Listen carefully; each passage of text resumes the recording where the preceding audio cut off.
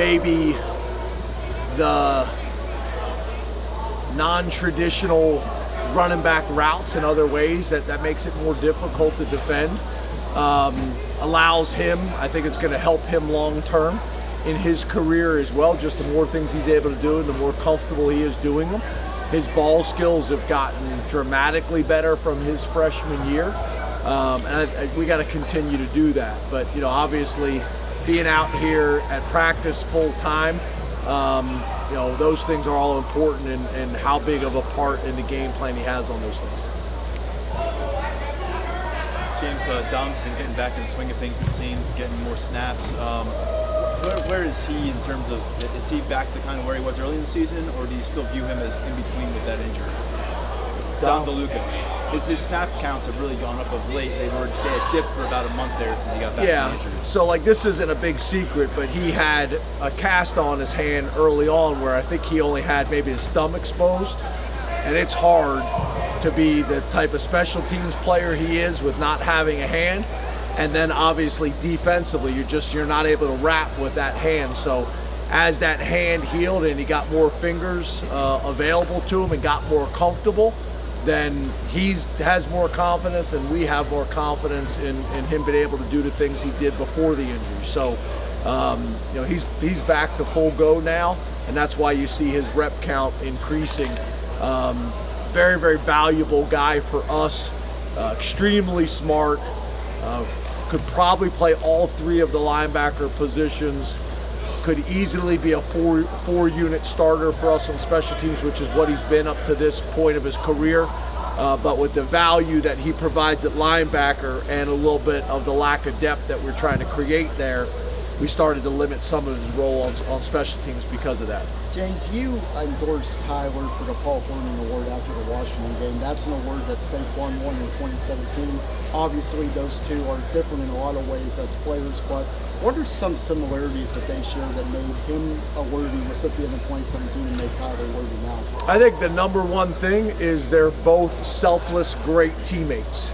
Tyler Warren, is like a case study in terms of media training for our freshmen. I mean, every time you guys interview him and you ask him questions about these awards and these records, he finds a way to redirect the question constantly back to his teammates or the program.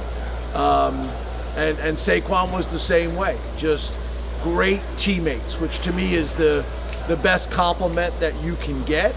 And then obviously when they have opportunities to impact the game, both of them have done that on a very, very significant level. So,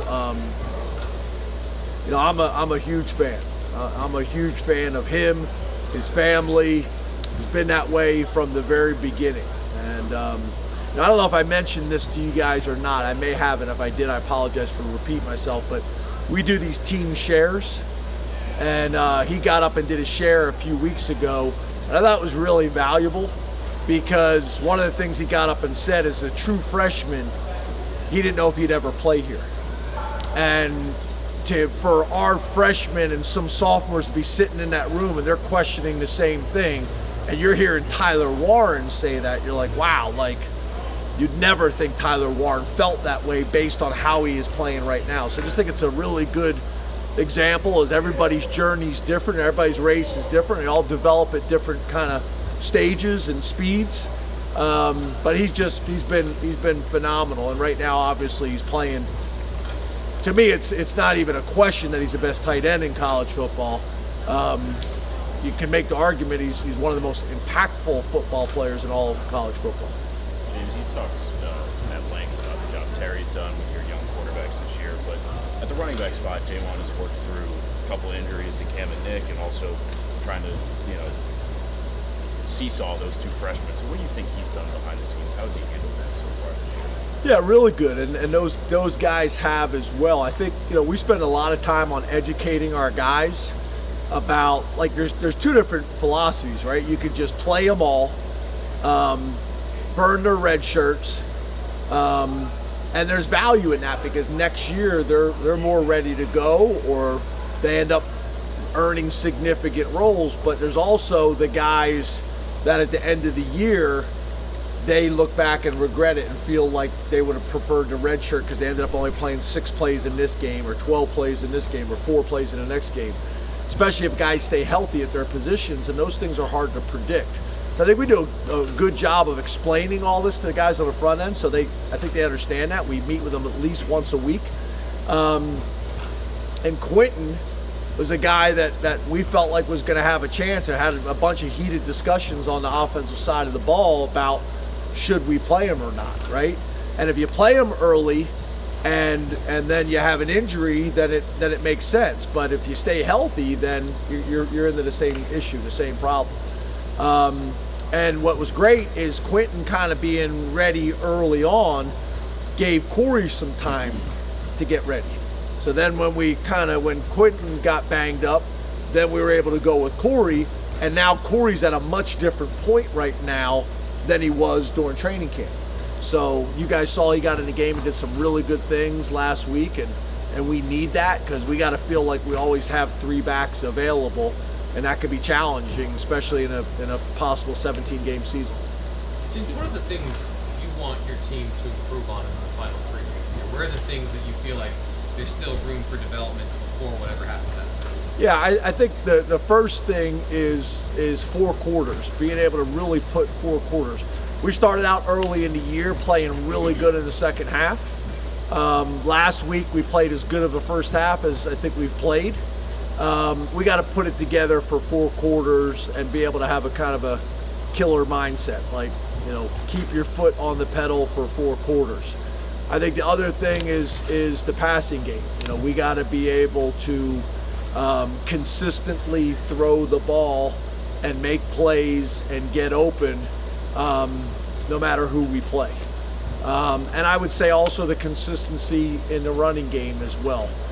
Defensively, I would say making sure that we're not doing anything, and I think we did this last week, that we're not doing anything to make it easier on the offense in terms of giving them a free 5 yards, jumping off sides, something after the whistle, things like that, because when we don't, we make it very difficult on people, in terms of earning yardage and earning first downs down the field. And then I think the other area which we showed a flash of last week is special teams.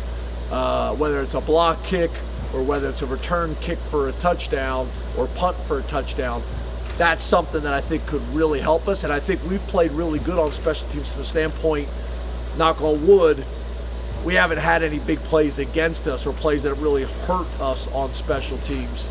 That's great. That's the starting point. Now can we make the plays that we need to make that can create an advantage for us? So they're probably the areas that stand out to me the most. James, 2 more guys. There's been a lot of talk about Tony Rojas since he got to campus. How would you evaluate his performance thus far in a starting role, and what would you like to see him to close out in the second year on campus? Yeah, I think good. I think, there's been high expectations for him since he got here, played really well as a freshman, but I think it's a good example, right? There's a difference between coming in as the backup and being the starter and having to do it play in and play out, and the discipline and the toughness that takes mentally and physically to do that. And it's been a transition for him. And he's really doing some good things, but the exciting thing for him and for us is I think there's a lot left in the tank for him. But I think there was a significant jump from him from being a rotate-in guy to a starter, and then not only that, doing it mainly in the open field and now doing it more in the box. That's different. No different than I think with Abdul. Goes from being a space player or an off-the-ball defender to a defensive end. And I think he's getting more and more comfortable and more confident each week. And I think you're going to see the same thing with Tony. James, how would you assess the play calling from Andy and Tom to this point in the season? Yeah, it's been good. I mean, if you look at our numbers, our numbers are pretty good kind of across the board. There are some areas that we can improve, and we study those things, strengths and weaknesses all the time, and try to tweak some things to help. But, obviously, like we have talked about a lot, we've done that fairly consistently. We're judged on games, on specific games and specific opponents. So overall, very good. We got to be at our best. That's myself and everybody included. When it means the most. Thanks, Coach. Thank you. Thank you. Thanks, James. Thank you.